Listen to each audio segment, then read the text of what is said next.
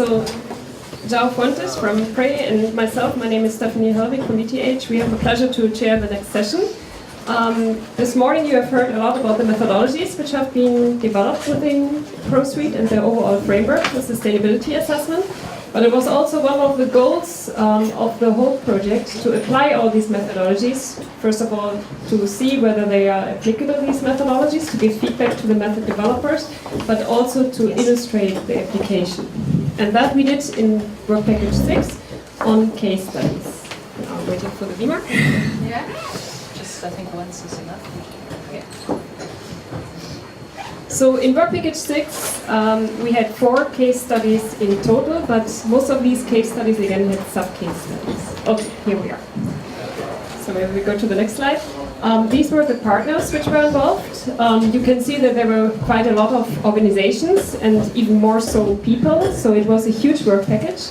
But nevertheless, I think this was working quite well. Everybody collaborated quite closely with each other. Can you please go to the next? Okay.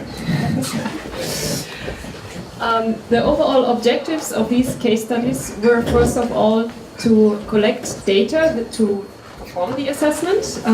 We had quite a lot of time to do so. That was first of all because some of the methodologies were a bit late, so we used the time in collecting more data, and you will actually, if you go into these 4 case studies, you will find a lot of useful base information on lifecycle inventory analysis, but also the other dimensions of sustainability. So we had 4 overall case studies. One was biorefineries and organic waste management. For these we had again further sub-studies. We will see that later on. Then nanotechnologies, same here, further sub-studies. Then multifunctional mobile devices, and last carbon capture and storage. So these are all technologies which are supposed to change or to even just be implemented in the future, and therefore we thought they were ideal actually to deal with a project which is prospectively oriented. The second overall goal for all case studies was to apply and to evaluate the methods, to show their application potential, and also to provide feedback to the method developers, and that was quite an intense dialogue, so we had quite a lot of communication going back and forth about improvements which should be made, and which were usually also implemented, or we had discussions on what can be done and what cannot be done, just so that we have a feeling of the capabilities of these methodologies. And last, of course, to draw conclusions and recommendations. So these were objectives which all case studies had to fulfill. Project boundaries, which again are valid for all case studies alike. So the main focus was on Europe, but having said that, it's not entirely correct. We are talking about life cycle methodologies here for all dimensions, and that means that we, of course, took into the consideration the complete supply chain, which in many cases was global. We wanted to look into the future. That was quite a challenge. So we had framework scenarios for 2010, the current state, well, not anymore, but almost, 2030 and 2050. And then for these scenarios, we defined, for example, changes in consumption patterns of these products, technologies, but also, for example, we tried to consider changes in the background system as far as we could. For example, if we do a prospective analysis, environmental assessment, you also need to know a bit how the background system evolves. We tried to cover that at least for one sector, namely the electricity sector. We considered here future electricity mixes, and in the assessments that you will see later on, these are considered, at least for all case studies where that was relevant. For some case studies, electricity consumption was not relevant, then that was of course not considered.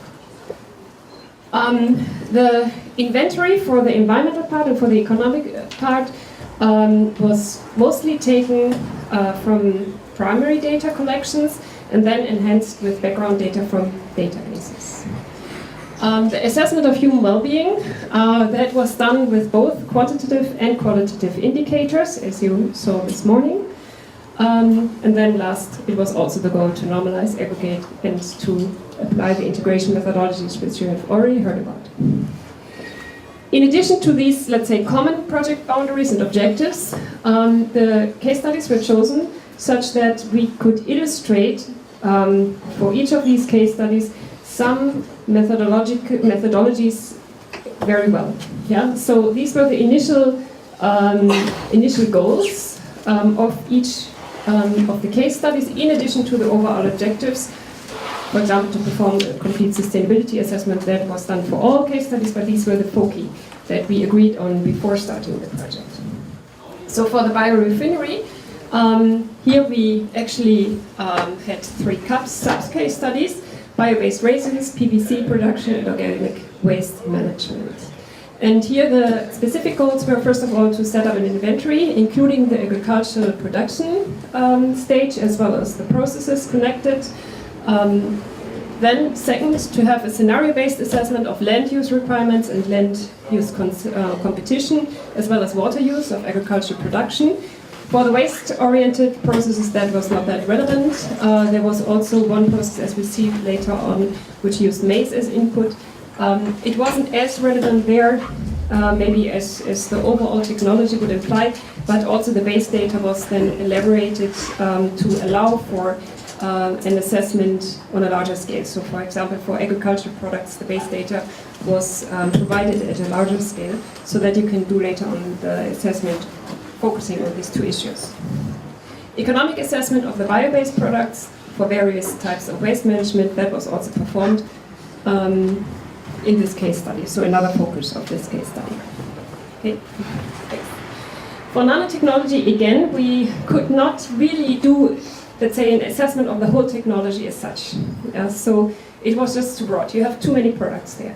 So we had to make a selection. And in this specific field, we looked at antimicrobial particles in textiles as one example, at polymer nanocomposites, and at graphene. We also had nano-oxides in there.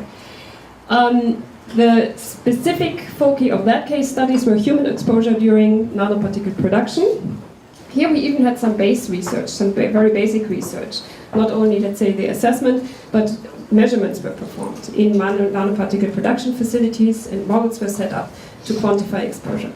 Then fate of nanoparticles in waste incineration and production facilities, same here, even with experiments and models. And then the social assessment should focus on risk and benefits. We had some upscaling issues in here. So what happens if you go from pilot plant to a full-scale plant? That was considered.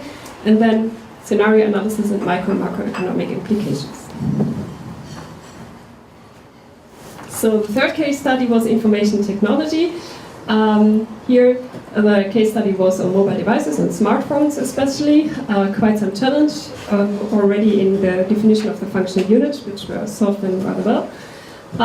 Focus of this case study was metals for once. Then on the social part, opportunities for communication, streamlining and key environmental performance indicators.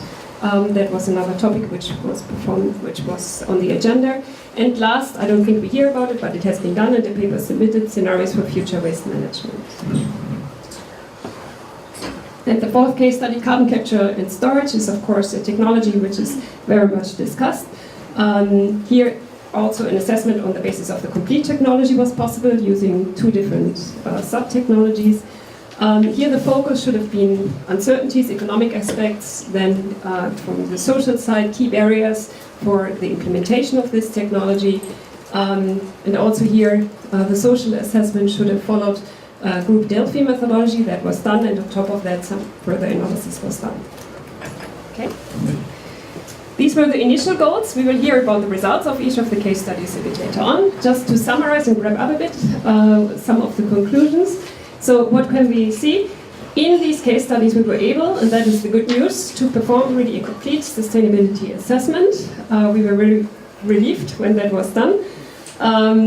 Then we also can say we were able to test all of the methods at least once, even those that came in rather late. And we tried to we coordinated it in such a way, because it was not possible to consider all methods in all case studies due to the time limitations anymore, that we at least tested them once in each case study. I should mention there were some difficulties in the implementation of the prospectivity. I mentioned on the beginning slide how we dealt with that, for example, for definition of future electricity mixes and so on. But this was not that straightforward, especially not for all dimensions of sustainability. Let's take the social part, for example. It's very difficult to predict actually what happens in 2050 and how the world looks like then. The level of detail is also not always consistent. Sometimes we had very detailed process data, sometimes we only had sector-level based data. We had to use all data sources that were available to us, but it's not entirely consistent throughout the sustainability assessment. We should be aware of that. Then it was not really always clear how the qualitative indicators are considered in the end. That was the question which we still have after having performed these case studies, and also some remaining questions about the weighting step still persist. However, overall, I think our conclusion is very positive. We think that there has been quite some intensive communication between the method developers and the case studies that led to a very, very big added benefit for, I think, both parts. It is a huge step forward. A complete sustainability assessment, a prospective complete sustainability assessment has been demonstrated by performing these case studies. This overall is good news. And also all of the case studies felt the DSS will allow probably the users to run this kind of complex sustainability assessment with a relatively small effort.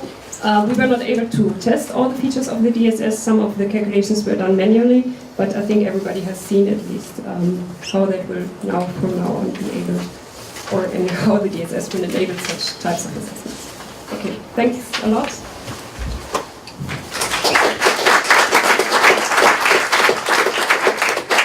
This was just to mention, people published quite a lot in this work package. Quite a lot of articles are available. And further ones are in preparation right now. And then with that, I want to close and also to thank all partners again. I think the case study work package was really, really constructive.